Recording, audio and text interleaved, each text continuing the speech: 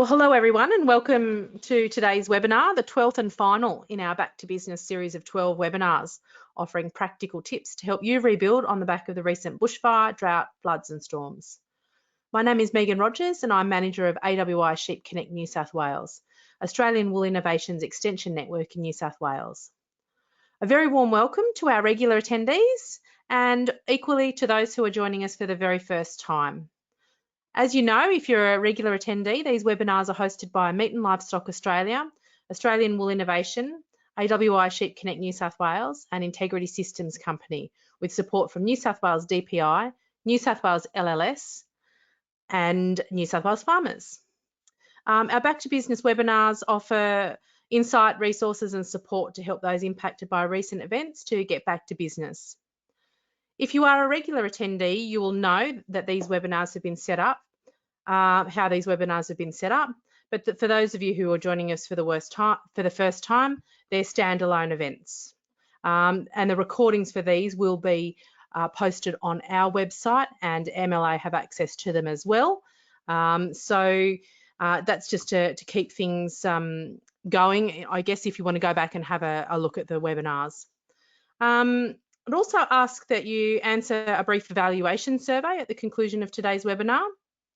Your feedback is very, very important and all of our partnering organisations are keen to hear your feedback and they're certainly committed to providing services to you that are relevant, timely and most of all helpful to your business. So if you could please take the time to answer those questions at the end of today's webinar, that would be fabulous. Just want to run through some housekeeping now.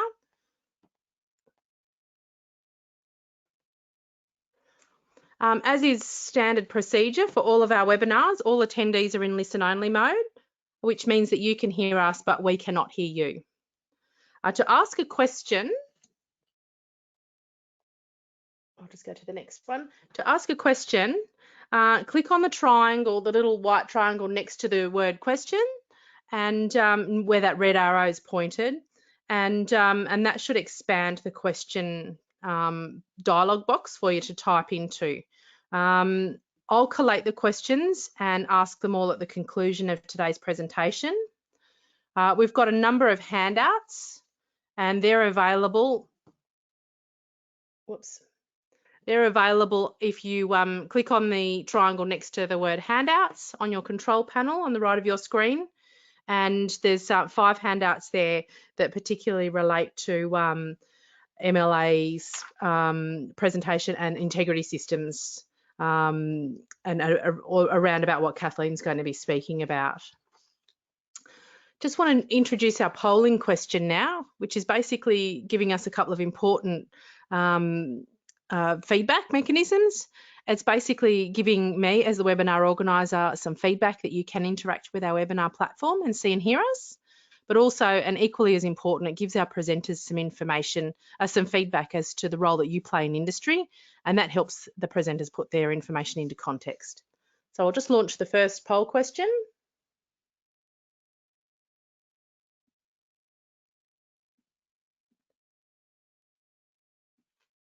That being our one and only poll question today, sorry. Yeah, and what your industry role is. So it's the same one that we ask each week.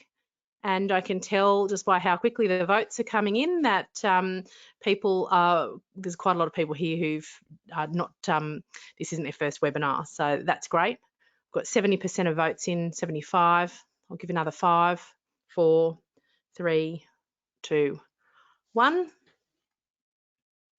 Just close the poll and share the poll with you. So interestingly, we've got 12% sheep only, 18% of you are cattle only, 29% are mixed, 29% are advisors, and 12% have another role within industry. Thanks everybody for participating in the poll. I'd now really like to introduce our presenters for today. We've got 2 presenters, which is a little bit different to usual. We've got Kathleen Allen and Emily King. Kathleen is a 5th generation farmer living on the family property near Yass in southern New South Wales, where they run a self-replacing fine wool merino flock and seasonally raise beef, cattle and meat sheep. She was a committed partner in the family's award-winning farm education business for several years. Kathleen has worked in a number of regulatory program management and policy roles within the Australian government in Canberra, She's worked in animal welfare, ag and vet chemical regulation, food policy and water management. Following management roles at the Grains Research and Development Corporation and Sheep Producers Australia, Kathleen is currently the Communication and Adoption Manager at the Integrity Systems Company, a fully owned subsidiary of Meat and Livestock Australia. Kathleen has a particular interest in community engagement and agricultural advocacy, and when recently asked to define her vision for Australian agriculture, she confidently pointed out that the sector presents itself as a diverse, inclusive and coordinated industry that is economically and environmentally sustainable and valued by the whole community. So welcome, Kathleen. And Emily King from Australian Wool Innovation. Emily grew up in central west New South Wales and has always worked in agriculture, beginning her career with Australian Livestock and Property Agents Association before moving to Australian Wool Innovation in 2012. Emily's worked in a number of teams at AWI, but has always focused on working with people and sharing information across the supply chain, whether that be discussing marking rates with growers or promoting the benefits of Australian wool to an Italian designer. Welcome, Kathleen and Emily, and I'm now going to hand over to Kathleen. Might be a second. Thanks, Megan, and welcome everybody. And I will now just try and share my screen. So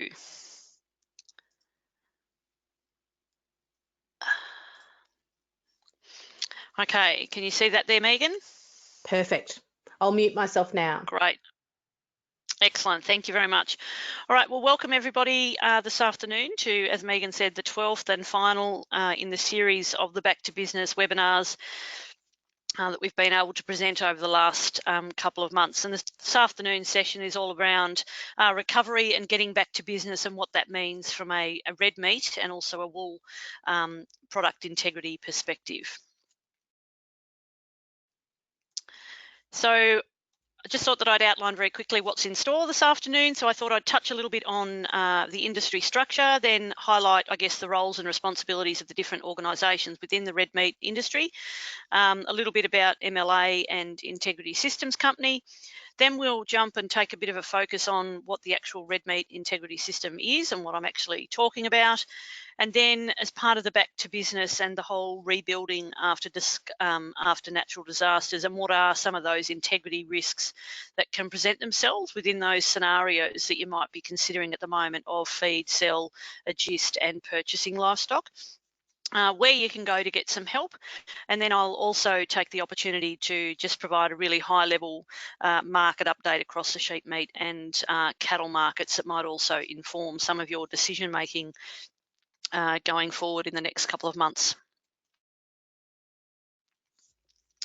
So just to recap, I guess, on the structure of the Australian red meat industry, and it's a fairly complex one. You can see there a number of different organisations, so a number of different players within this exciting industry that we find ourselves in, but it's always really good just to, I guess, reflect on the different roles and responsibilities, because sometimes there is some confusion out there in terms of who does what within the industry. So you can see from this diagram there that I've divided the organisations into those that play a role in terms of policy and strategy, and those that are the service providers for the industry. Now, the organisations that do that policy and strategy are what you might have heard referred to or called those peak industry councils. So the Australian Meat Industry Council, the Live Export Council, and then we have the producer representative bodies, which are the Lot Feeders, Cattle Council, Goat Industry, and also Sheep Producers Australia. So those organisations, as part of a Red Meat MOU, under the leadership of the Red Meat Advisory Council, which is that group there at the top, they provide all that sort of policy and strategy for the industry service providers. And the industry service providers that we have listed there are AMPC, or the Australian Meat Processing Corporation, Live Corp, which is the R&D body for the live export sector, and then Meat and Livestock Australia. And Integrity Systems Company, which I'll touch on in a second, is, I guess, a program delivery organisation that comes under Meat and Livestock Australia.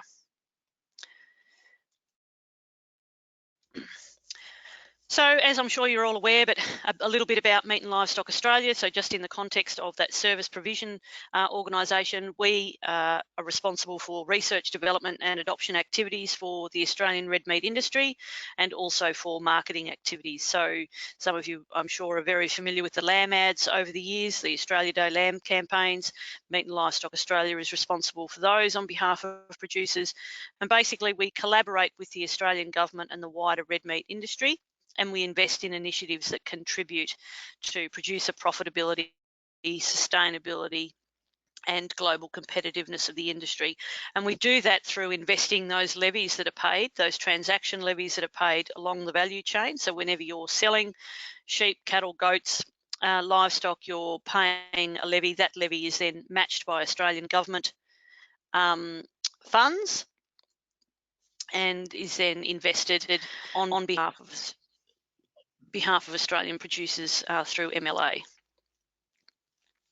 Something else that MLA's had a real focus on in the last couple of years has been their ability to respond to industry needs as they change. And a couple of examples of that have been around bushfire, flood and drought recovery initiatives. Of course, this is one of those initiatives. And then also the Accelerated Adoption Initiative, which was announced in November last year, which was the removal of fees associated with a number of MLA services in response to ongoing drought and difficult conditions for producers. So a little bit now about the Integrity Systems Company. If you haven't heard of ISC, we are a wholly owned subsidiary of Meat and Livestock Australia. We came into being in 2017 following a review by SafeMeat. So previously all the industry's integrity programs like the National Livestock Identification System were all either the responsibility of a separate organisation or were their own organisation, and SafeMeat basically found through this review to consolidate and bring those organisations under one banner, and that organisation is the Integrity Systems Company. And we're responsible for managing and delivering industry's integrity programs, so the LPA, NLIS and the National Vendor Declaration. And we do that across customer service, operations and IT support.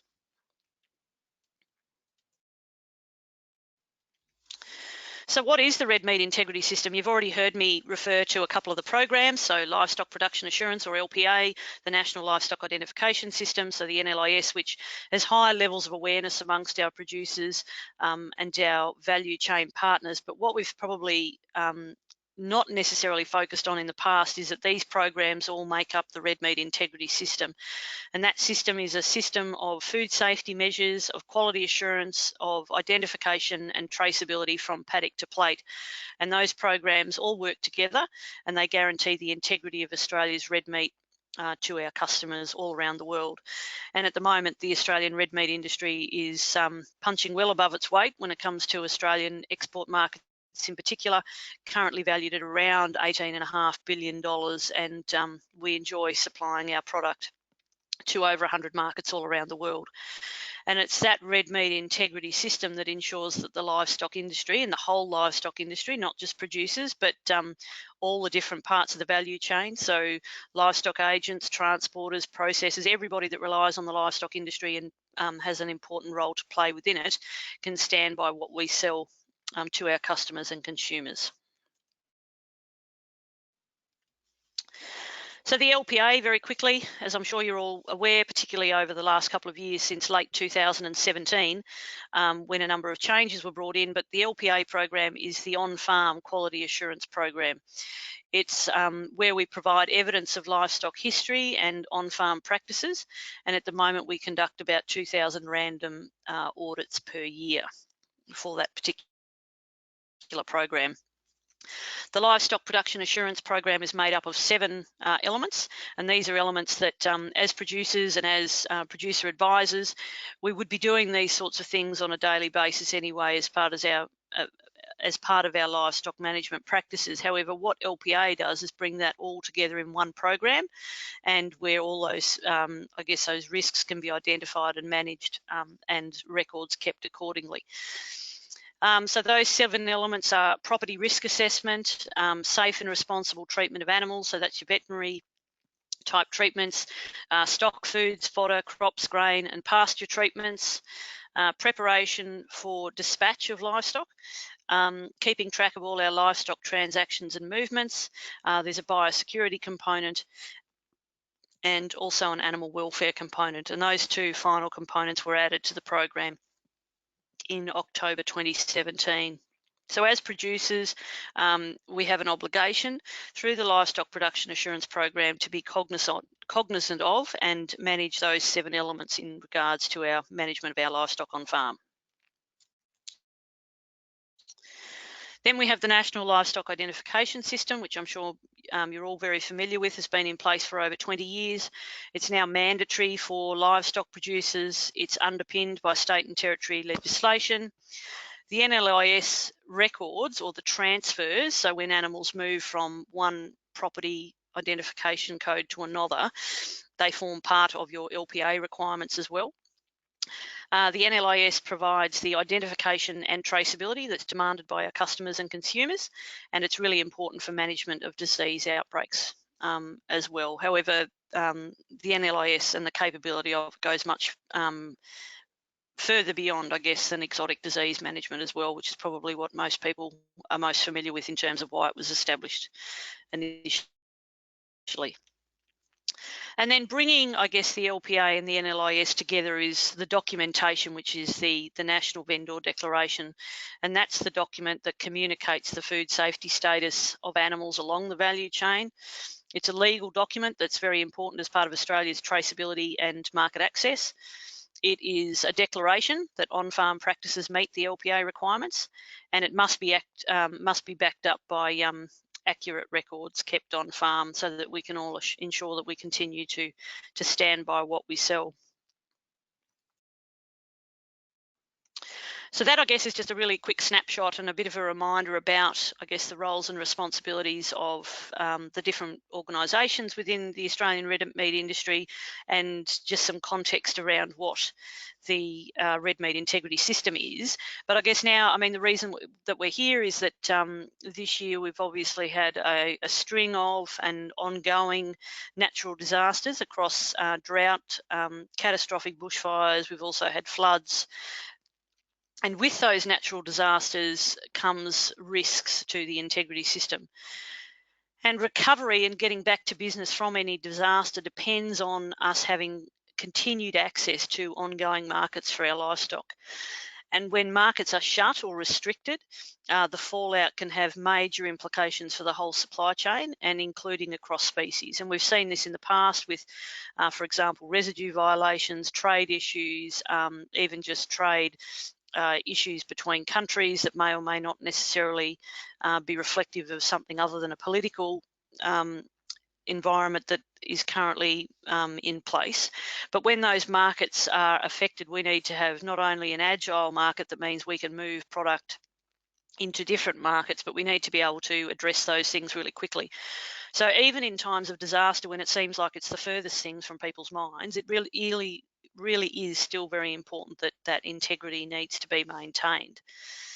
And so very conscious that in amongst, I guess, the myriad of other things that you need to consider when you are dealing with getting back to business after something as catastrophic as a bushfire, that when the time is right, that you do need to also be cognizant of protecting the integrity of the industry.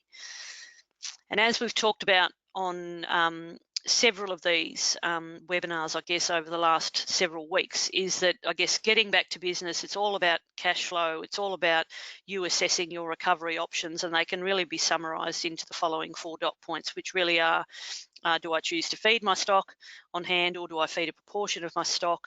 Do I sell them? Do I adjust? And now that's become both on or off. A lot of regions that were affected by bushfires, for example, and also the drought, are enjoying quite a good season. So there is a lot of people accepting adjustment livestock on property at the moment. And then, of course, the other option is, if you do have the feed, whether you're buying stock in. And all of those different scenarios present, I guess, integrity risks. So within the recovery options for if you decide to feed stock, I guess there is an immediate requirement for feed straight after disasters. obviously, and we all talk with hindsight and with the best planning in place, but prior planning and having feed in reserve is certainly the best tactic, but not always possible, particularly on the back of prolonged drought. And then, I mean, the most heartbreaking thing is if you have got that prior planning in place and then you lose it in a bushfire. However, if the feed must be bought in, then it's important that you can try to get as much information as possible about that feed, preferably using a commodity vendor declaration. Now, I'm not losing sight of the fact that certainly in a bushfire, and we were able to rally an incredible community effort to purchase in emergency fodder and things like that and distribute that really quickly, and a lot of that without commodity vendor declarations. And again, this is a risk-based consideration, and when you're dealing with an emergency situation, it's probably the furthest thing from your mind. But I mean, the reason we have commodity vendor declarations is as a food safety document, but also to help you manage the biosecurity risks that might be presented with purchasing fodder on. If you can't get a commodity vendor dec, it is still absolutely recommended that you record the type of fodder, the supplier, what animals were fed and where it was fed on the farm, so that then after you do get a bit of spring rain the following season and you find these weeds that you've never seen before, that you're able to track that back. And also when you are feeding out fodder, if you don't know its history, it's also a good idea to do that in a confined area so that you can then later on keep any weeds and things that pop up under control.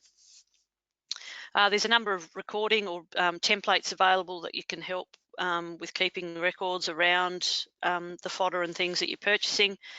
And it's also a good idea that you apply a 60-day safety time period for the NVD. So if you don't know the history of feed that was consumed by your animals, then you can apply a 60-day period, or alternatively, you can just check yes on the NVD for these questions.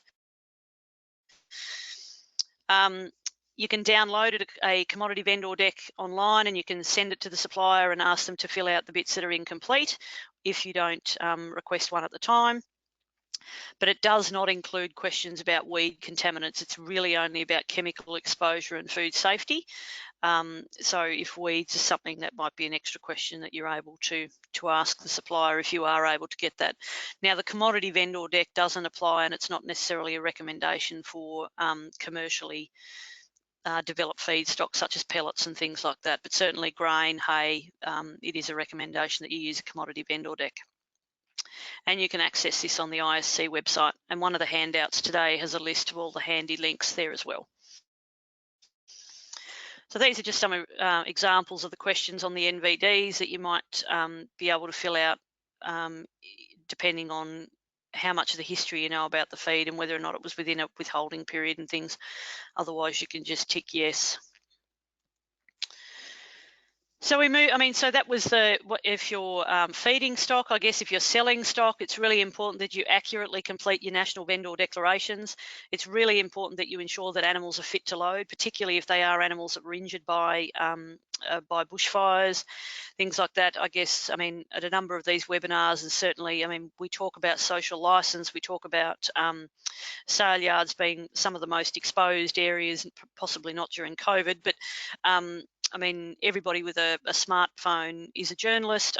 We need to be loud and proud about what we do as an industry, and we need to, if we wouldn't have an animal on farm, why send it to a sale yard? So just being really, really careful that animals that we do send, that we are making sure that they're fit to load and we're monitoring their welfare and their conditions beforehand. And you can seek advice in terms of, and there's a really great guide on the MLA website. Consider completing an animal health certificate or an animal health declaration and providing information on what vaccinations and treatments you've given to the livestock.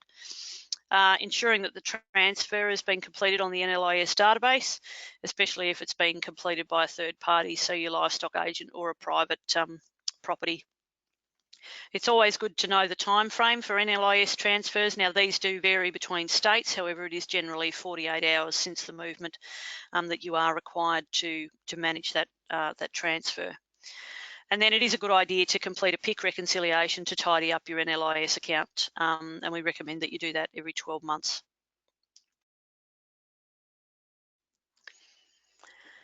So that's just some practical tips in terms of selling livestock. So what about agistment? And I guess this is both from a agisting on and agisting off your property at the moment. And as I said earlier, a number of areas are enjoying a good autumn break. So taking agistment on, so livestock onto your property at the moment is very attractive, particularly given the high livestock prices, and you may not necessarily have the cash flow immediately to purchase in. So the recommendations there are just to find out as much as you can about the agistment of property, ensuring it's LPA accredited, or about the agistees and whether or not there's any biosecurity risks that they present to you as a livestock owner. So whether that's coming on, bringing livestock of theirs on, or you sending your livestock to their property. It's good to draw up a formal agreement that addresses who's responsible for what. So that's things like livestock management, keeping records, completing the transactions on the database, purchasing any replacement and offspring tags, that sort of thing. And then also, particularly with agistment, being aware of the requirements for travel documentation. So that's the waybill component of the NVD, particularly if you're going across borders. Some other tips there for agistment are ensuring that your LPA records and your NLIS transfers are completed. To consider quarantining livestock when they arrive on the agistment and then again at home, and particularly being aware of what weed transfer can occur. So with all the recent rain that we've received, particularly around here, I think that, I mean, certainly in the southern tablelands where I am, it's going to be a very yellow late winter spring. The weeds that have come up following prolonged drought, certainly the Cape weed and the dandelion is just absolutely everywhere. And if you're going to only add to that by bringing livestock on or feed on, you need to be cognizant of that and hopefully prepared for that later in the season. Vaccinations, again, very important. Find out if there's anything specific in an area that you might need to manage. So things like botulism, tick fever, scabby mouth. Again, supplying or requesting an animal health certificate, and considering third-party access on both the LPA and the NLIS account for the PIC where the animals are going. And again, recommending that you complete a PIC reconciliation to tidy up your NLIS account. And then I guess the fourth of those considerations as you get back to business is around purchasing livestock. So the tips here again is probably around ensuring you receive an accurately completed NVD, asking for that animal health certificate, which can provide you with information on what vaccinations and treatments the livestock have had, ensuring that the transfer has been completed on the NLIS database, particularly if it's being done by a third-party agent, knowing those transfer times again, so sticking with the 48 hours, quarantining livestock for a period relative to any risk. So if you're worried about things like worms, for example, weeds and things like that, and this is where I would certainly encourage people to get in touch with some local biosecurity officers, particularly in New South Wales, the LLS. They would have some great advice in terms of what are some issues that you should be looking out for. And again, trying to get on top of that PIC reconciliation for your NLIS account. Now, I guess some of the other, the bushfires and prolonged drought and this whole sort of opportunity around sort of rechecking or checking in with your business plan and things like that, it does present you with an opportunity to, I guess, look at some of your integrity programs that you've got on farm. So maintaining your biosecurity plan and also updating your property risk assessment, both of which make up part of the LPA, also form part of good just property management anyway, and are also part of a number of other QA programs which you might be part of. So the biosecurity plan, of which there is several templates available, including in the resource pack or the handouts that we've provided, but you should be updating your plan annually, and particularly when there's been a significant change. And similarly with your property risk assessment too, if you're identifying any new risks that might have come up following a catastrophic event and the like. So, and that's particularly relevant and quite practical if you're changing things like paddocks or your infrastructure's changed. You've got new sheds, you've got new fences. I mean, even just your property map might need to change. So just making sure that if you have made some of those changes, that you just take this as an opportunity to check in on those parts of your program as well. And then you'll be prepared if you do get called up for an audit. But as I said before, it's not just about being prepared for an audit, it's also being able to proactively manage your property well.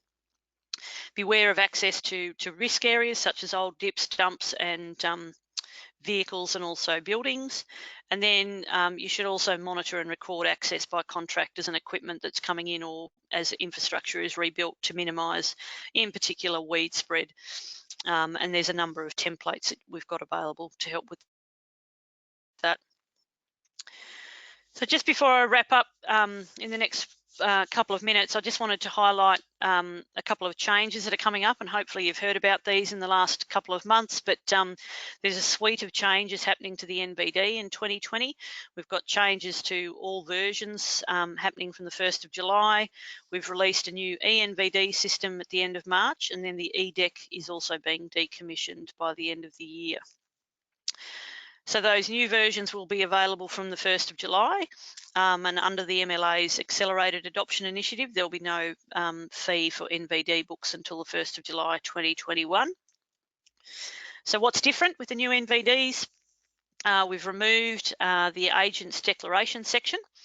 There's the inclusion of a destination pick, and that destination pick is actually a legislative requirement in WA and Tasmania, but it will be optional for all other states. But I'd certainly encourage people to capture that destination pick on their NVDs. Certainly helps with NLIS transfers on the database, and just really adds value to our ongoing lifetime traceability. And on the sheep NVD, there's now the inclusion of a number of electronic devices in the consignment information section, and that's to accommodate the mandatory use of EID in Victoria and increasing use in other states. The new ENVD system was released in March. It's a really fast and easy and more accurate way of completing your NVDs. You're always using the latest version, and it reduces time and duplication spent completing a couple of different forms because it automatically populates your NVD plus your health declarations and your MSA declaration at the same time, if that's the different documents that you require. It reduces the cost of storing and retrieving any historical consignments, and stakeholders in the supply chain can log in and view those consignments, including receivers. So if, for example, I've got animals coming onto my property here, and if I purchase them from somebody using a ENVD, I'd be able to log into my LPA and I'd see that NVD in my consignment listing. And then, as I said, the eDEC is being decommissioned and will no longer be able to be used after the 31st of December this year. So we've got a range of tools and resources available on the Integrity Systems Company website, and also I've provided PDFs in the handout section today, as well as a list of resource links. So that's from videos and how-to guides, there's LPA learning, there's FAQs, fact sheets, and you're always welcome to call the ISC help desk if you need. I just would give a little bit of a plug for myMLA. If you're not part of, if you haven't already signed up to myMLA, I don't know about you, but just the sheer number of user IDs and passwords that you have to remember these days. If you sign up to myMLA, you can link all your integrity accounts, and then you only need one login and one password, and you'll be able to access your LPA and NLIS, and also get any market information through a customised dashboard for yourself there as well.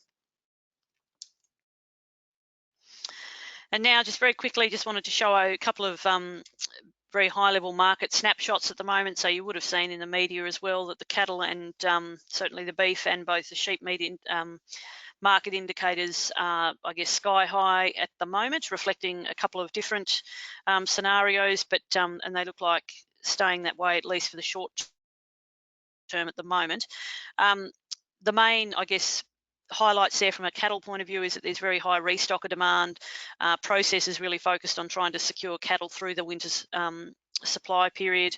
Processors are essentially looking more and more to northern regions to secure that cattle supply, and overseas demand still is very strong despite the lingering uncertainty surrounding COVID.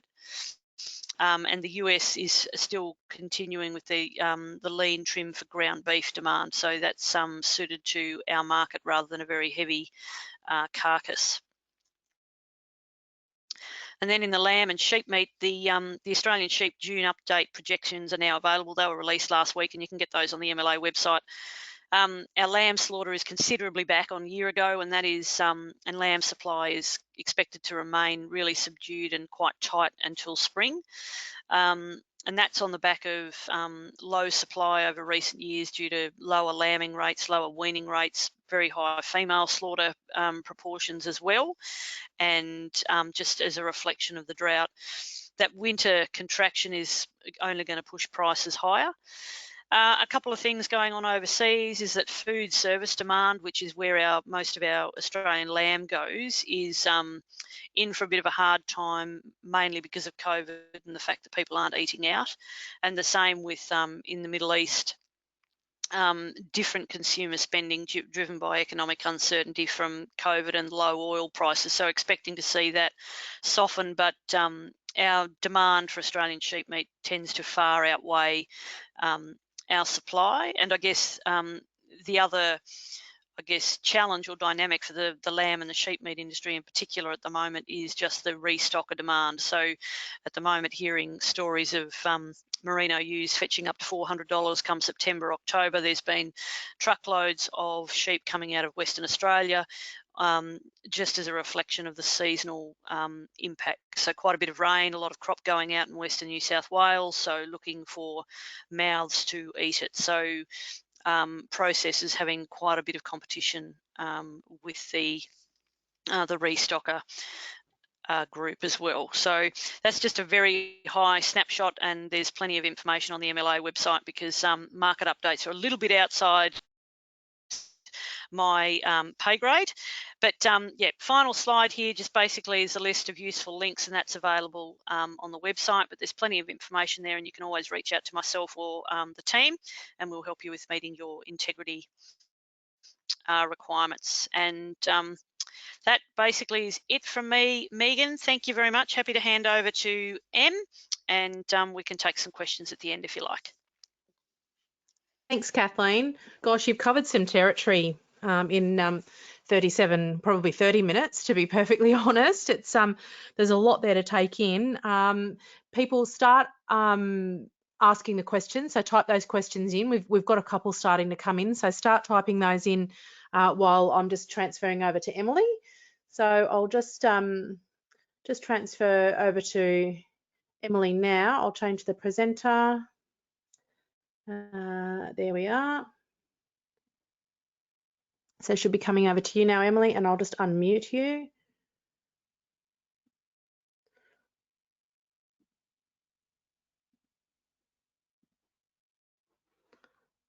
Can you see my screen there now, Megan? I sure can. Ready when you are. Wonderful, thank you. Hello, everyone, and thank you very much for having me today. As Megan said in that introduction a while ago, I do work for Australian Wool Innovation, based out of Dubbo in central New South Wales now. Thank you very much, Kathleen, as well for your presentation. And I guess just while I'm here and have the microphone, just would like to thank all of the partners across the bottom of the screen there of the MLA and AWI Back to Business webinar series. That's been very ably hosted by Sheep Connect New South Wales. So thank you very much, Megan, for your work on that as well. So in terms of focusing on maintaining the integrity of Australia's wool industry, I thought I'd just give a quick overview, I guess, as to who AWI is and how we spend the levy money that comes in and what we're spending it on, and then a bit of information about some things that, some traceability opportunities for Australian wool growers, and having a look up and down the supply chain and how people are using that information and why they want it. So in terms of Australian wool innovation, as with Meat and Livestock Australia, as Kathleen gave quite a comprehensive overview, but we're also a rural research and development corporation, and we also invest the levies that come in from the sale of greasy wool on research, development, extension and adoption and marketing. So, and also some income comes to AWI for the sale of Woolmark licenses. The Woolmark license is a certification mark, and so people have to adhere to certain standards before they can buy a Woolmark license to put onto their garments or onto their products, not only garments, it could be a carpet or the like. Our eligible research and development is matched by funding from the Australian government. And we really do work across the whole of supply chain. So we work with people right from the grower all the way through to the retailer and consumer. We have offices in all major markets. 98% of Australia's wool is exported and consumed overseas. So we have offices around the world with staff in those offices with a special suite of skills that suits the market that they're sitting in. For example, they might be have a background in product development, or they might be marketing. AWI works on a 3-year strategic planning cycle. The current strategic plan started in July 2019, so we're just about to sort of finish up at end of financial year with our first year of that, and that will go through until June 2022. In terms of the AWI strategic plan, and I do completely understand that some of those bits and pieces on the screen there might be quite small and it might be very difficult for you to see. So if anyone's looking for some more a little bit of bedtime reading, the AWI Strategic Plan is available on our website, and this is from page 39, and this is the AWI portfolio structure. So I guess this is the 5 main pillars of AWI's investment under this strategic plan that we have out until June 2022. Traceability, you can see there on the bottom right in that sort of purplish colour. I guess traceability, there's been traceability projects across all of the parts of Australian Wool Innovations investment over many years, but this is the first strategic plan under which traceability has been its whole own portfolio sitting out. But of course, the traceability team does work very closely with all the other parts of Australian Wool Innovation and works to, I guess, make sure that information is coming to the right people in the way that they want it. So, for example, it might be quite important to a consumer to know where the wool came from in their jumper, and so we can work with the retailer back down the supply chain to assist them in getting that information. Generally speaking, over time, we are seeing an increase in consumer awareness and interest in information about where wool has come from and also how it was produced and who produced it. So a lot of that is about people's increasing accessibility to information. As Kathleen said, you know, everyone these days has a smartphone, everyone can be a media reporter should they wish to, and so quite often there's a lot more unregulated information floating around that is accessible to many, many more people. If you consider 10, 20 years ago, the type of social media, and I guess, you know, 20 years ago, we probably didn't even know what social media was. It wasn't even a thing. So the marketplace has changed considerably in a relatively very short amount of time when you consider Australia's long wool growing history and the changes that we've seen in the last little while.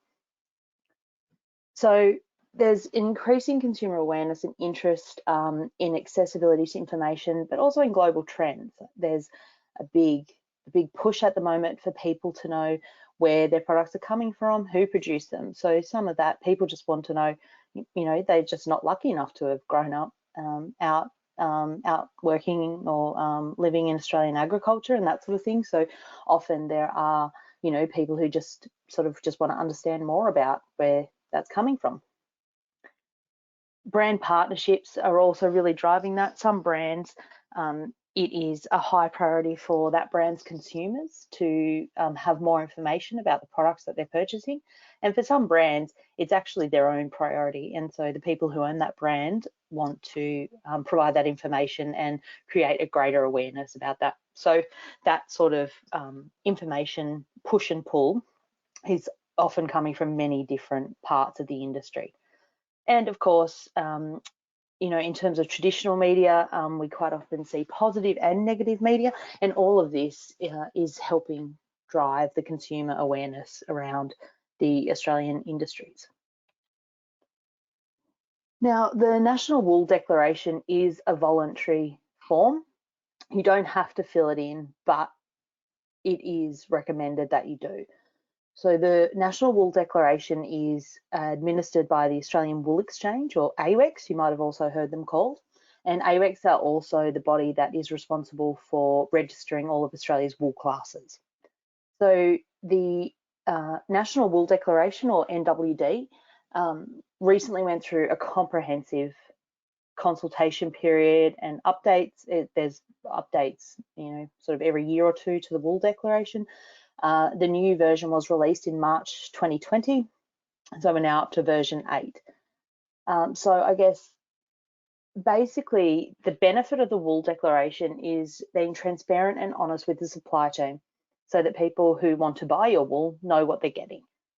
And so it's just, there's many different things, and looking at that page and all of the boxes on there, it might look a little bit overwhelming or intimidating, but there's many people that you can speak to for assistance in how you fill that in.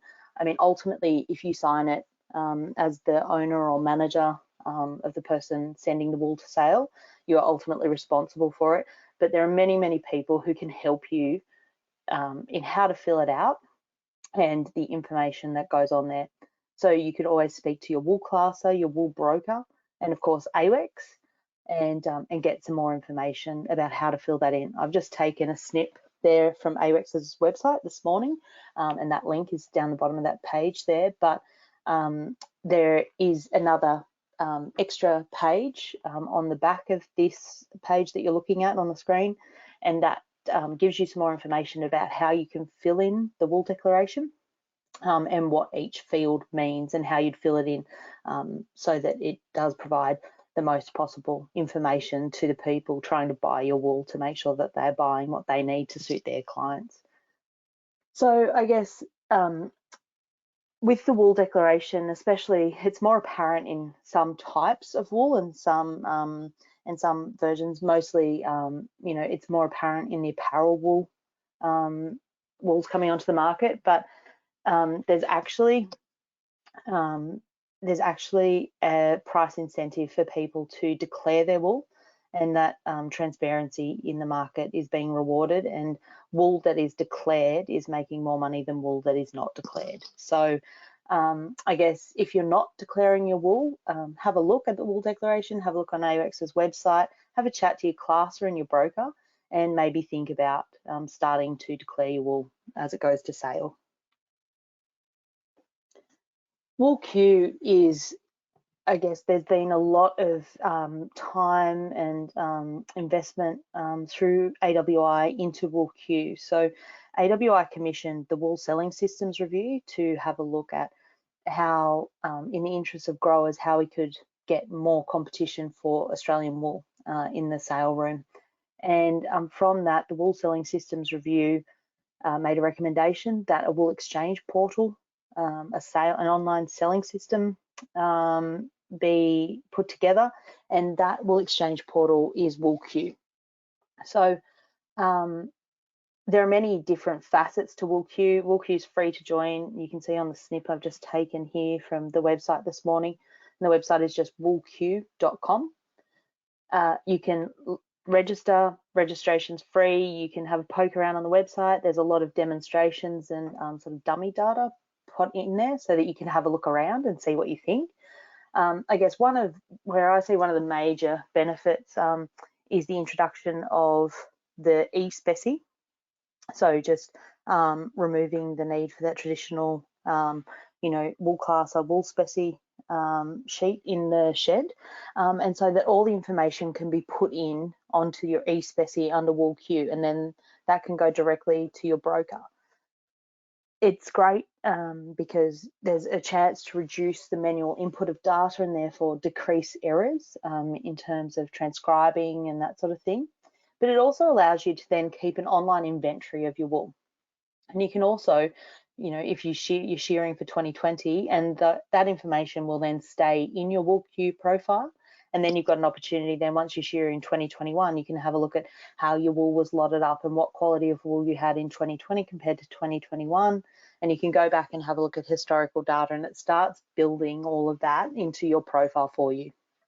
There's also opportunities here, and it's not for everyone, and it's not something that everyone would want to do, but if you are starting to think that you would like to talk to people further down the supply chain, there are opportunities here within Wool Q to do that. And also there are a lot of brokers who are involved with Wool Q at the moment, so certainly feel free to speak to your broker, or on the WoolQ website, which again is woolq.com. There are contact details, and you can contact the staff at WoolQ and they can walk you through and do some demos with you and have a chat to you about how it might suit your business as well.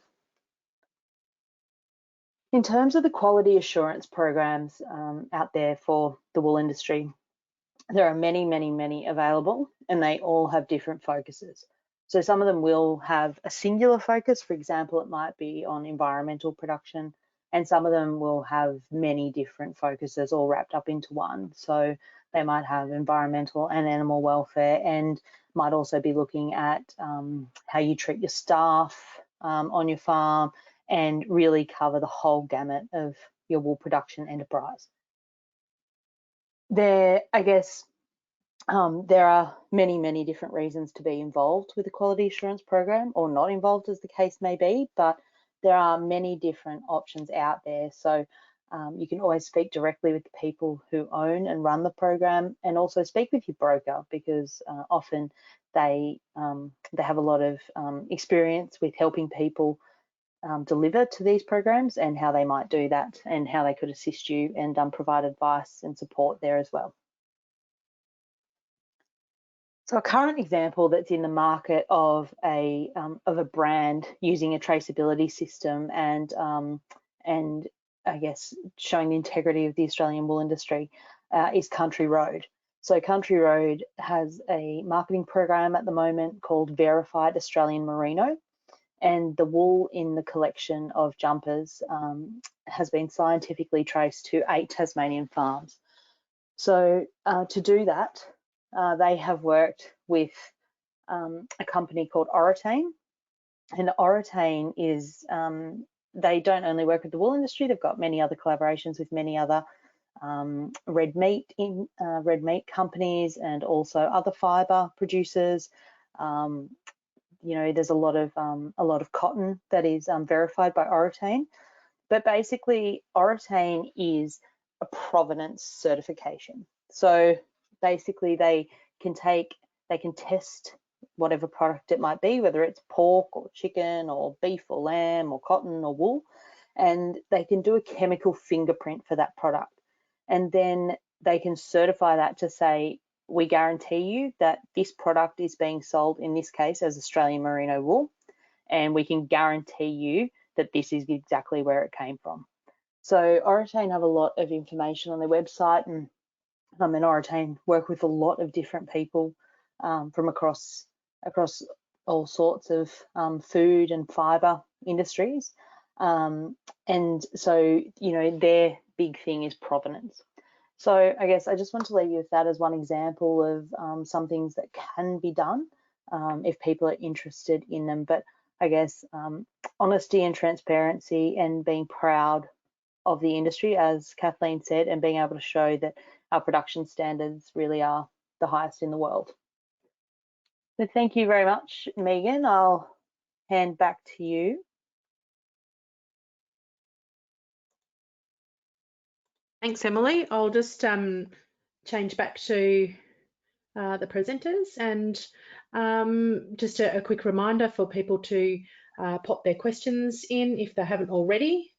We don't have a hell of a lot of time available to you know, answer questions, given that we've had 2 fabulous speakers today covering a massive amount of area about our industry. But I don't know about our attendees, but I've certainly learned a lot today, and there's a couple of questions started to come in. Whilst, Emily, you're still online, I've got a question here just with regards to the NWD and what proportion of industry are providing an NWD with their clip. Yeah, thanks, Megan. I haven't recently checked, but the last I saw of that, and it differs with different types of wool, but the last I saw was over 50% of industry is currently using the wool declaration. Okay, thank you. I thought it'd be a little bit higher than that. Good And I opportunity. guess, Yeah, I guess just adding on to that, a question that I'll add to that question is it something that you would, if you're doing, say for example, you've got your main shearing, you provide it for your main shearing, and say you're doing some lamb shearing or some, you know, crutching or different non-main shearings, is it something that you'd put through with every consignment of wool that you're producing and selling? Yeah, certainly. I think so, Megan. I think, I mean, it'd be like if you went into the supermarket and there was tomatoes on the shelf and there was no price ticket, no information about where they were produced, and you couldn't see any information about them. And I guess, you know, you can look at them and you can feel them and you can see them, but you just don't have any background information on them. So I guess the wool deck is a bit like just supplying information to someone who's trying to buy your wool. And you've got buyers in that room and going through and having a look at the samples and wanting to buy the wool. I think, you know, if you can give them any information that can help them, assist them make their decision, I think that's a good thing. Absolutely, thank you. Kathleen, we'll switch over to you now. I've got a few questions here relating to some of the content that you've presented. And the first one is with regards to the commodity vendor declaration and weeds. You mentioned that there was no provision on that for anything relating to weeds, and I know that locally and certainly elsewhere in the context of this question, is there any planning or capacity to include that in those declarations? Yeah, I mean, from personal experience, I know that there's some Parthenium floating around, and I know that weeds are a little bit of a, you know, jurisdictional type issue. But the question is there any planning for that to come through? And then I've just added that little bit of context around it. Yep. Thank you for the question. And I guess, I mean, a couple of things. So the commodity vendor deck, in terms of its linkage through to livestock production assurance and the NLIS, is very much around a food safety document. So that's why the focus really is on the chemical residues and chemical treatments. There are, however, I mean, absolutely recognise the importance of weeds in the context of probably broader on-farm biosecurity.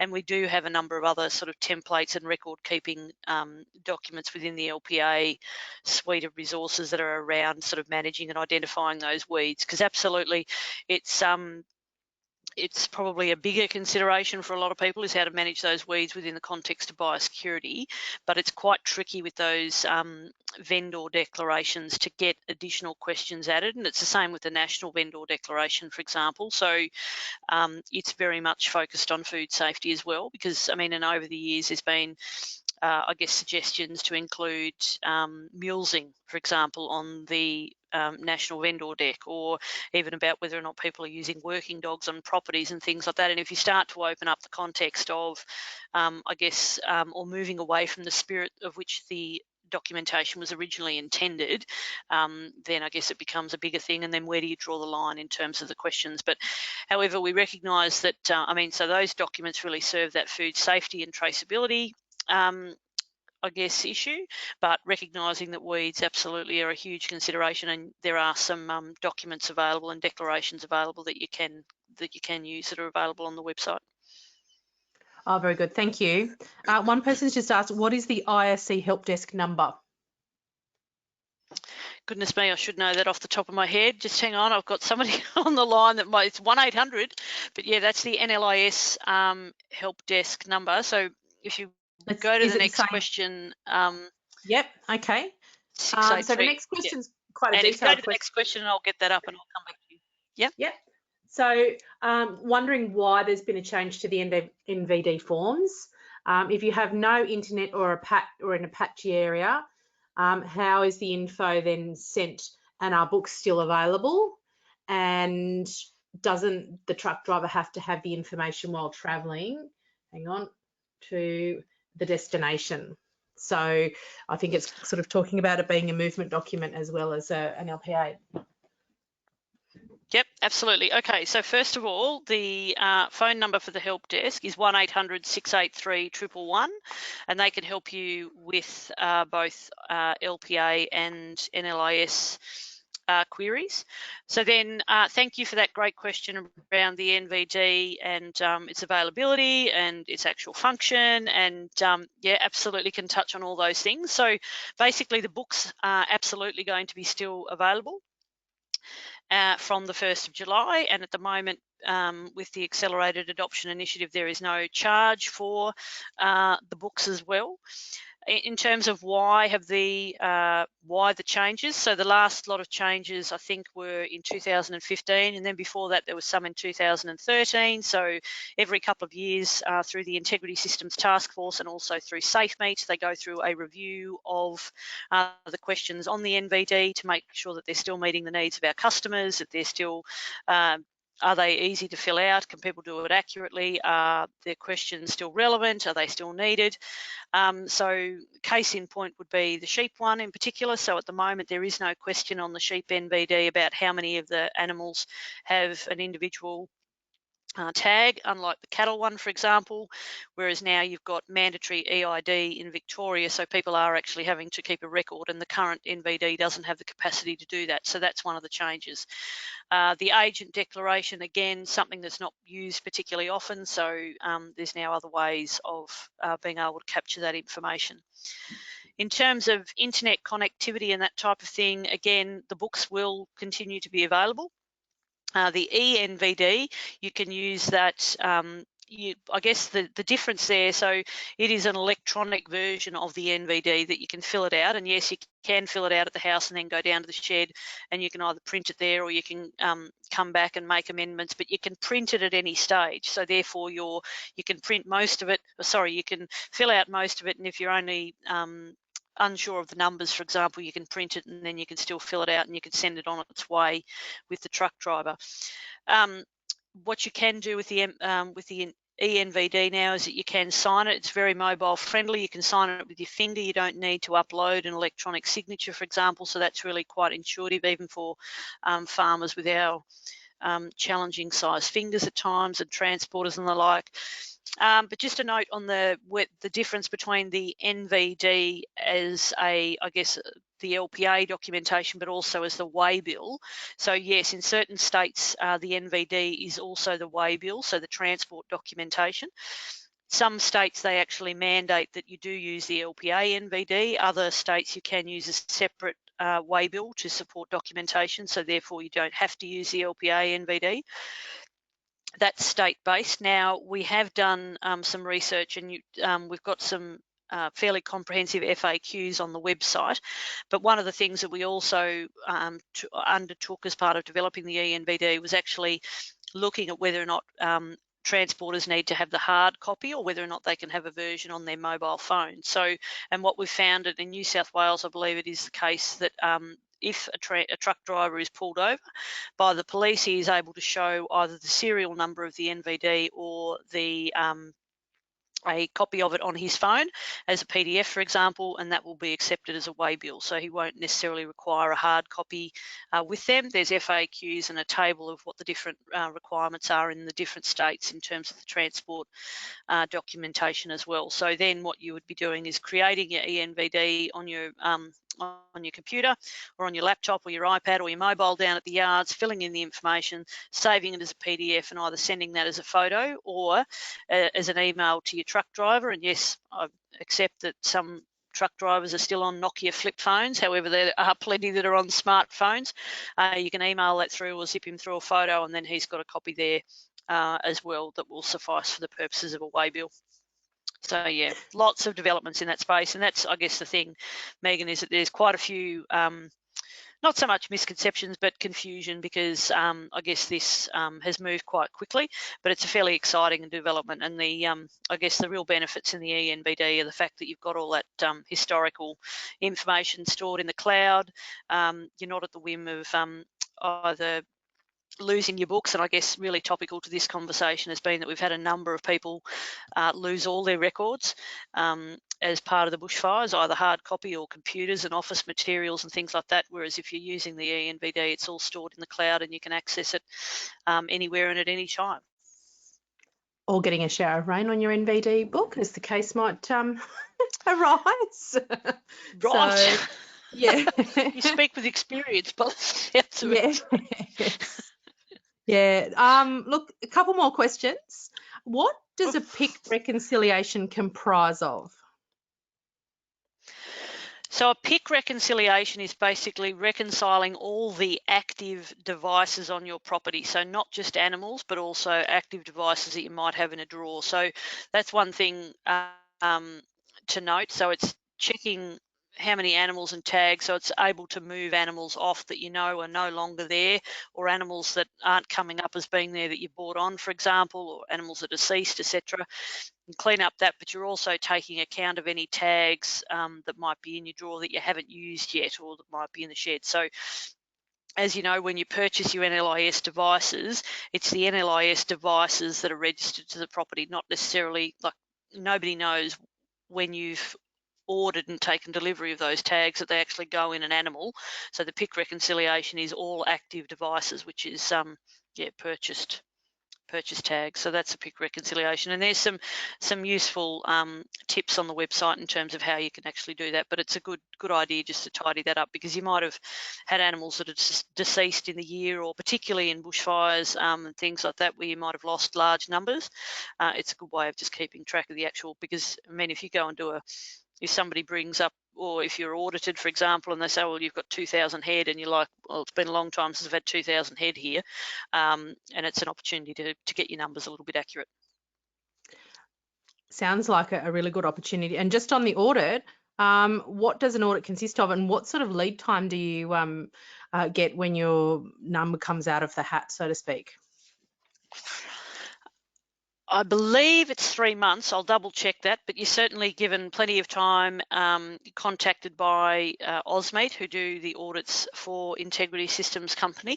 You'll be provided with a letter, and then they'll take you through, and it'll be an opportunity to set an appointment for the auditor to come on farm. We've also made arrangements with COVID for audits to be done online, and you can actually now start to upload documentation into the LPA Service Centre, rather than just having that face-to-face audit opportunity.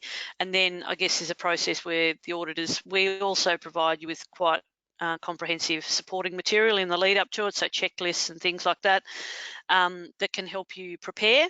Again, always welcome to check out the website and the resources, and also ring the help desk if you need help just getting things in order. Then the auditor will come and do the audit with you, and we'll go through, I guess, any non-conformances or areas where they think that there needs to be some improvement, and then you'll get a follow-up letter following that, and then you'll be asked to sort of, I guess, provide extra documentation or make some corrections and things like that. But it is, I mean, it sounds like it's it is a comprehensive process, and it can sound like it's quite confronting, but I mean, it's all about maintaining that identification and traceability and the on-farm assurance stuff, but it's about helping our livestock producers be able to meet their requirements. And we've got some good materials online, and we'll also be putting a bit of a effort into more communication and extension around preparing for LPA audits. Thanks, Kathleen. We're a little bit over time, but we've just got one more question. Just with regards to Agistment, for example, and you talk about making those inquiries into the LPA status, etc., and their compliance of the place that you might be sending some animals on Agistment, for example. Are there many properties that are not LPA accredited? Is there a large proportion of people that aren't accredited, and how sort of prevalent is that?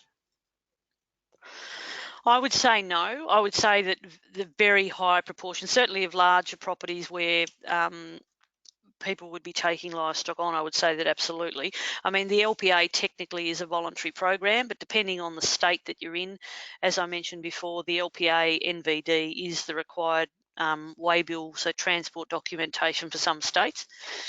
So all those producers would have to to be in that. I mean, where you would run into trouble is if you are looking at sort of small land holdings or peri-urban areas where people might be advertising on Facebook, oh, I've got 3 acres that could run sort of 50 sheep for a week. That sort of things where you're probably going to get into a little bit of problem. So that's where you'd be best to, I mean, talk to the person that you're agisting from first. Then certainly in New South Wales you could liaise with the local land services that manage the PICs and the property identification codes and the register of those, and just I mean, because it's not so much understanding what their risks are, but it's you managing your risk in terms of maintaining the lifetime traceability of those animals and where they go over their lifetime. And then of course in some of those small